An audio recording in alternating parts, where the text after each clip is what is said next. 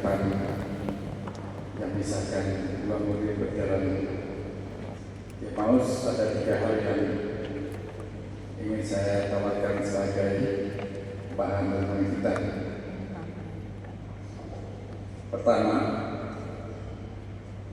murid berjalan berdua-dua. Dalam perjalanan berdua-dua, Yesus hadir tanpa mereka ketahui. Kita tahu juga punya banyak pengalaman positif negatif, dan sering terjadi kalau pengalaman yang baik kita simpan sendiri, pendam sendiri, menjadi lebih berat. Tapi kalau kita jumpa seorang kawan yang bisa mendengar saja keluh kesah kita, kita merasa terbantu. Tiap orang pasti mengalami itu, dan dalam peristiwa seperti itu tanpa sadar Tuhan hadir.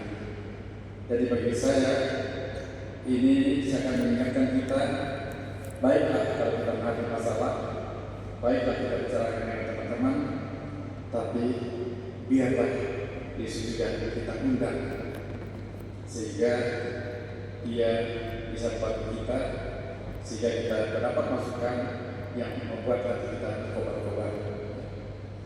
Tuhan paling bagus ya dengan teman yang dekat, ya. Kalau imam itu priest and priest, imam sama imam. Kalau imam Tuhan dengan saya itu bahaya juga. Kalau sama istri harus. Tapi dalam Tuhan seperti itu akhirnya akan menjadi sempurna kalau kita membuka diri, memanggil supaya Tuhan juga hadir. Yang kedua, dikatakan bahwa bukankah hati kita berkobar-kobar? Kenapa? Ini memberitakan orang yang pas tahu persis apa yang terjadi. Dia a priori ketika Yesus bertanya, kalian ngomong apa itu? Masa kamu nggak tahu? Kamu saja orang yang agak-agak bodoh begini, nggak tahu apa yang terjadi. Sehingga mereka menceritakan secara detail. Tetapi ketika Yesus menjawab lebih detail lagi dengan mengutip kitab suci, tentulah mereka merasa siapa orang. Tapi mereka baru menyadari itu setelah Yesus. Saudara-saudara yang terkasih, bagi kita juga harus punya kepekaan. Saya sangka setiap orang kalau mengalami masalah juga ada banyak masalah.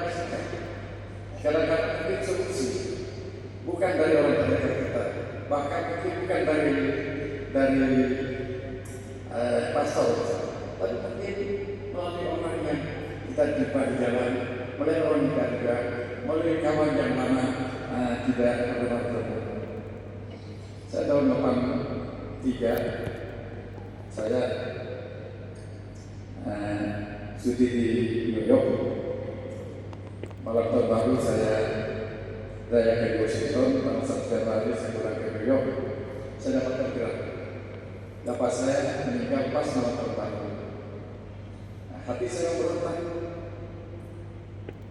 Tuhan tidak hadir, berapa ratus orang sudah memakamkan. Masa Anda melihat memakamkan bapak saya? Satu sisi sebenarnya pastor saja mengatakan, Pastor Agus, kami misionaris bisa kesempatan ini. Kami tidak ada yang bisa persembahan. Orang tua saudara yang meninggal. Karena dulu berita itu berminggu-minggu baru sampai, sekarang berakhir lagi. Lalu kata-kata itu sungguh-sungguh bekas dalam hati saya. Seakan-akan pesannya, Pastor Agus,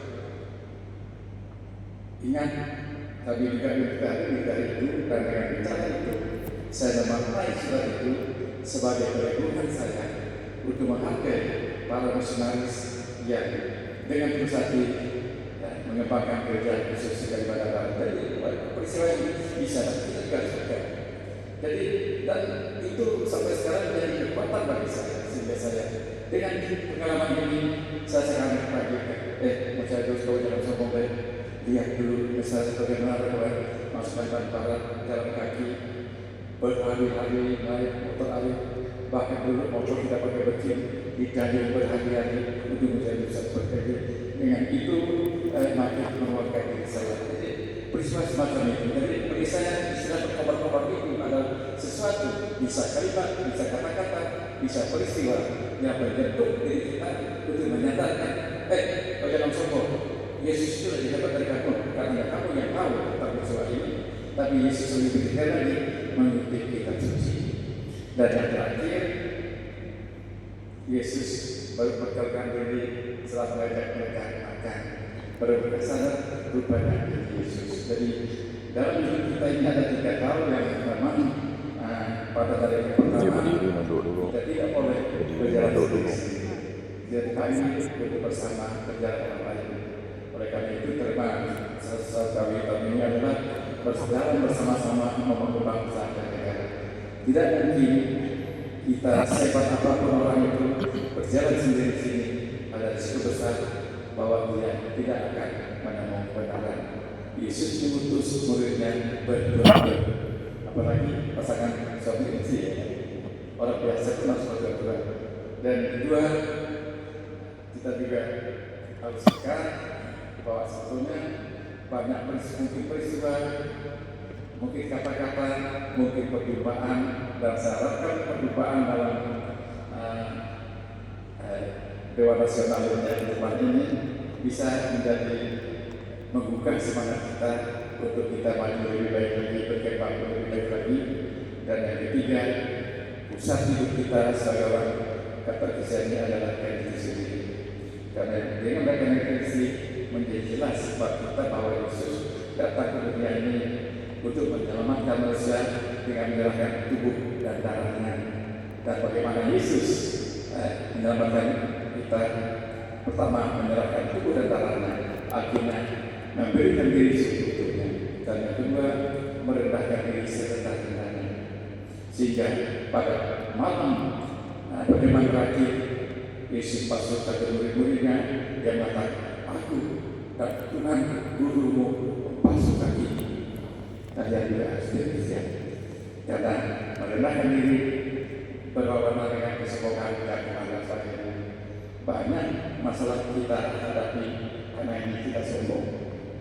Banyak hal yang bisa buat kita sombong. Tetapi Yesus ya Tuhan mau merendahkan diri supaya dengan yang baik. Kalau orang suami mau merendahkan diri, mau berkorban ke istrinya, tentu banyak hal bisa. Bahkan seorang istri pun demikian. Saya sebagai istri dengan pastor saya, tapi kadang-kadang dalam hidup saya untuk merendahkan diri tidak mudah Bapak Ibu.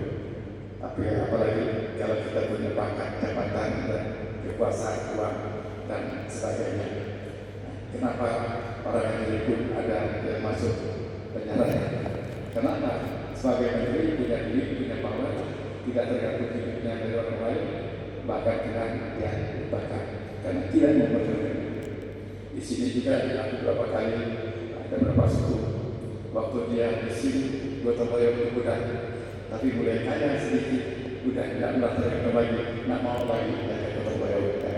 Saya harap di MP ini tidak ada perbedaan antara pasut terjaga dan miskin, kita ini satu saudara semuanya. Jadi dalam ini makna itu akan menjadi jelas dari ini saudara-saudara terkasih pekat dalam hidup kita dalam menghadapi masalah jangan selesai sendiri, minimal berdua Tuhan. Kadang-kadang mendengar orang curhat saja sudah bisa mendapatkan orang lain. Nah, Bapak Ibu, enak enggak kita berkawan dengan orang yang berkuliah terus dengan kita? Saya tahu ada beberapa pastor yang setiap kali di boxnya dikuliah terus, ujungnya besar. Kalau saya sih salah, kalau saya kan paling ngobrol benar, karena itu kan orang yang mau mendengar. Atau jangan mendengar boleh curhat, tapi bukan hati itu mendengar bisikan-bisikan yang lain. Dan kedua, tentu kita butuhkan hal-hal biasa ibarat hati ini sudah perlu dicaskan. Mencas itu perlu dibuat hati kita berkobar-kobar. Dan masalahnya kita pekat enggak untuk melihat tanda-tanda zaman pengalaman hidup kita yang sebetulnya bisa membuat hati kita berkobar-kobar. Contoh ketika Paus atau Indonesia. Dia pakai jam harganya 400.000, pakai mobil Avanza. Aku pakai Fortuner karena agak malu aku sebetulnya. Tapi kan aku ketemu Paulus karena aku kan di kota ya. Kalau pakai Fortuner tidak santai itu, tapi sedangkan Paulus bisa pakai itu juga. Jadi hal semacam kan berkorban. Kalau Paulus sudah begini, apalagi aku, ya kan? Dan yang ketiga, mari kita jadikan KSI ini sebagai pusat kekuatan, dan dari situ kita melihat bagaimana Tuhan menyelamatkan kita, dan cara Tuhan itu juga harusnya kita pakai untuk menyelamatkan istri kita, suami kita, anak-anak kita, bahkan masyarakat sekitar kita. Dengan kata kunci, mau merendahkan diri dan mau berkorban diri yang lain. Amin. Amin. Mari kita renungkan, mari kita saling berdoakan, karena ini memang mudah dikatakan, tapi sangat sulit untuk dipraktekkan. Tapi kalau Tuhan ada yang disebut. Amin. Mari kita berdiri, baru kita kepada Tuhan dengan bersalah-salah mengucapkan Aku percayakan Allah, Bapa yang Maha Kuasa, Pencipta langit dan bumi, dan akan Yesus Kristus, Putranya yang tunggal Tuhan kita, yang dikandung dari Roh Kudus, dilahirkan oleh perawan Maria, yang menderita sengsara dalam pemerintahan Pontius Pilatus, disalibkan, wafat dan dimakamkan, yang turun ke tempat penantian, pada hari ketiga bangkit dari antara orang mati, yang naik ke surga, duduk di sebelah kanan Allah Bapa yang Maha Kuasa. Dari situ Ia akan datang mengadili orang hidup dan mati.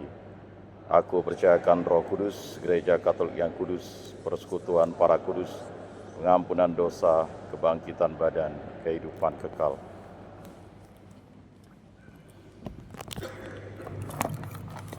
Allah Tuhan kita telah memberi akal budi untuk memahami rencana dan karya-Nya. Dia juga telah memberi hati untuk mengalami cintanya dan kekuatan untuk melaksanakan kehendak-Nya. Oleh karena itu, marilah kita berdoa kepada Tuhan Allah kita. Semoga Allah yang berbelas kasih memberkati Bapa Paus, para uskup, para imam, dan para pemimpin umat-Mu, agar hidup mereka semakin menyerupai Kristus. Semoga mereka sungguh memiliki semangat pengabdian yang sejati, kebenaran yang menyelamatkan, serta penuh kasih terhadap setiap orang. Marilah kita mohon. Semoga Allah yang Maha Kasih menguatkan hati dan jiwa para pasutri sehingga setia menghidupi janji perkawinan, bertumbuh dalam relasi kepasutrian dan sanggup menjadi pewarta cinta kasih Allah bagi sesama. Marilah kita mohon. Kabulkanlah. Semoga Allah senantiasa membantu kita dengan rahmat-Nya selama sidang Denas ke-51 Worldwide Marriage Encounter Pontianak ini, agar kita mampu menemukan kehendak-Nya dalam mendukung dan mengupayakan perwujudan iman dan kerajaan Allah di tengah paroki dan keuskupan kita. Marilah kita mohon. Semoga Allah mencurahkan roh keberanian, agar oleh kebangkitan Yesus dan di tengah penolakan, bahkan ancaman, kita tidak takut dan gentar, melainkan dengan sukacita, setia mewartakan Kristus sebagai Tuhan dan satu-satunya Juru Selamat umat manusia. Marilah kita mohon. Semoga Bapa membuka mata hati kita, agar dapat menyesali dosa dan salah, serta mengenali semua karunia dan karya Tuhan dalam hidup kita, sehingga kita selalu hidup dalam semangat pertobatan dan rasa syukur yang penuh. Marilah kita mohon. Semoga Allah, Bapa kaum beriman, menghibur saudara-saudari seiman yang kesepian dan menyembuhkan mereka yang sakit. Semoga karena kerahimannya, Ia berkenan menerima orang-orang beriman yang meninggal, khususnya korban perang dan bencana alam, ke dalam kerajaan surga. Marilah kita mohon. Semoga Allah yang Maha Baik membantu kita dalam meneladan Bunda Maria, sehingga kemanapun kita pergi dan dimanapun kita berada, kita senantiasa membawa Yesus kepada sesama kita. Semoga setiap perkataan dan perbuatan kita senantiasa menghadirkan sukacita dan kedamaian bagi sesama. Marilah kita mohon. Demikianlah doa para hamba ini, ya Allah yang Maha Bijaksana. Kami menyerahkan jiwa dan raga kami ke dalam penyelenggaraan ilahi ini, serta kabulkanlah doa-doa permohonan ini dengan pengantaran Kristus Tuhan